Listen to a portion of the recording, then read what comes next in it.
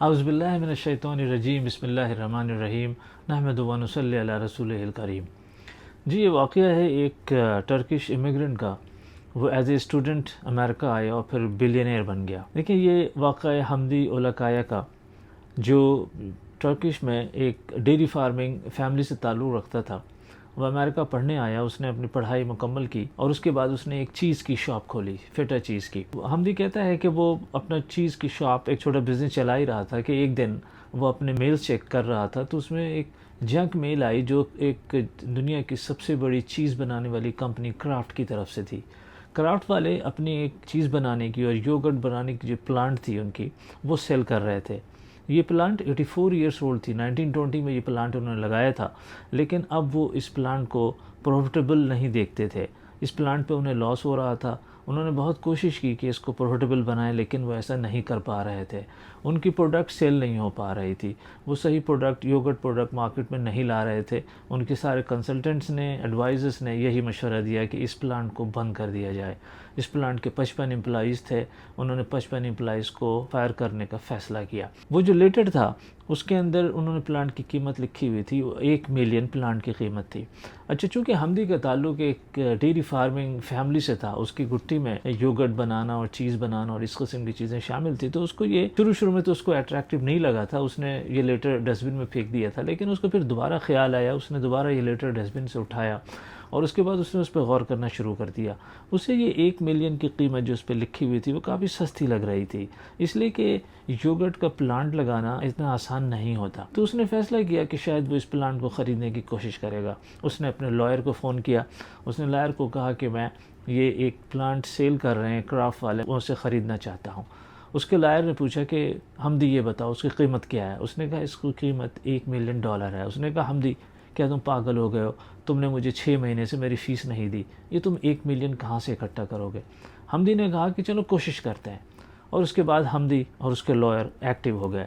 یہ مختلف بینکوں سے ملے، انویسٹر سے ملے اور پرائیویٹ ایکویٹی فرم سے ملے، اور آخر میں 6 مہینے بعد یہ لوگ اس پلانٹ کو خریدنے میں کامیاب ہو گئے۔ ان کے پاس انف انویسٹرز اور پیسے اکٹھا ہو گئے دوسری کمپنیوں سے اور بینکوں سے۔ یہ 2005 کا واقعہ ہے۔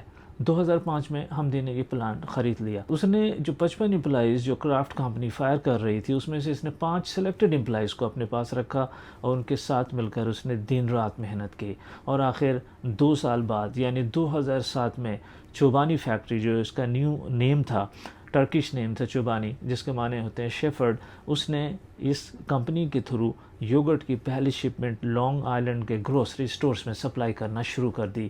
That was a very eventful day, تاریخی دن تھا۔ اس کے بعد 5 سال بعد یعنی کہ 2012 میں اس کمپنی کی سیل تقریباً $1 بلین ہو چکی تھی۔ یہ کمپنی مسلسل ترقی کر رہی تھی اور یوگرٹ کے علاوہ دوسرے پروڈکٹ بھی اس نے شامل کر لیے تھے، اور اسی طرح ترقی کرتے کرتے اس کمپنی کی ویلیویشن تقریباً $10 بلین تک پہنچ گئی، اور حمدی نے اس کمپنی کو IPO کرنے کی بھی کوشش کی۔ دیکھیں حمدی کہتا ہے کہ میرے امپلائیز کے 1/3 of my employees are always from immigrant countries. جو لو انکم امیگرنٹ کمپنی سے لوگ آتے ہیں وہ ان کو ایز امپلائی رکھتا ہے۔ وہ ہمیشہ اپنے امپلائمنٹ میں جو فیکٹری کے ارد گرد کی جو کمیونٹی ہے ان کے لوگوں کو وہ موقع دیتا ہے۔ اگر وہ تجربہ کار نہیں ہوتے تو وہ ٹریننگ کا انتظام کرتا ہے۔ 2016 میں حمدی نے ایک اور کام کیا جس نے پوری کارپوریٹ ورلڈ کو چونکا دیا۔ اس نے اپنی کمپنی کے 10% شیئر، جو تقریباً $1 بلین کے قریب بنتے ہیں، وہ اپنے امپلائیز میں فری میں بانٹ دیے۔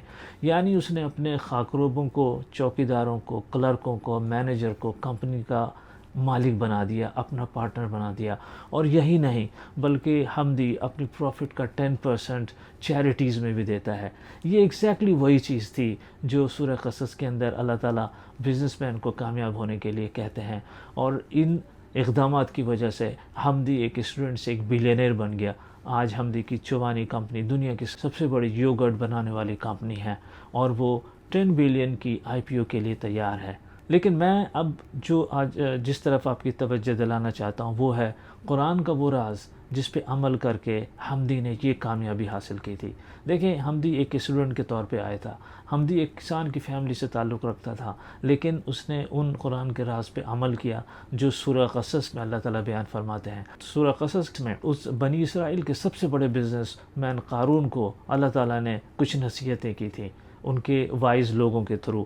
ان میں 2 نصیحت یہ تھی کہ تم لوگوں کے ساتھ ایسا ہی احسان کرو جیسا اللہ تعالیٰ نے تمہارے ساتھ احسان کیا ہے، اور دوسری نصیحت تھی کہ تم اپنی دولت کے ذریعے اپنی آخرت کو خریدنے کی کوشش کرو۔ قارون نے یہ نصیحت ماننے سے انکار کر دیا تھا۔ اس نے کہا تھا کہ میری کامیابی میری ذہانت اور میرے علم کی وجہ سے ہے، اور اس کی اس ناشکری پہ اللہ تعالیٰ نے اسے اس کی دولت اور محل کے سمیت زمین میں دفن کر دیا تھا۔